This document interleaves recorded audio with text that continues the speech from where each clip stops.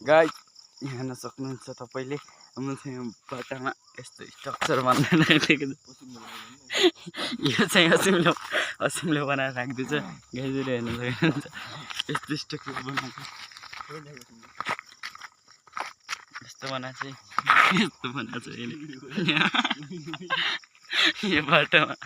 यो बाटोमा यस्तरी बनाउँदा यसले बनाएको गाइज यस्तो बनाएको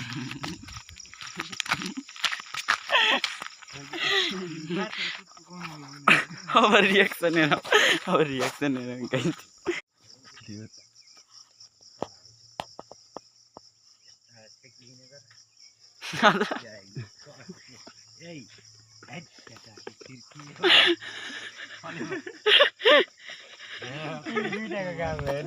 बिबस ल्याउ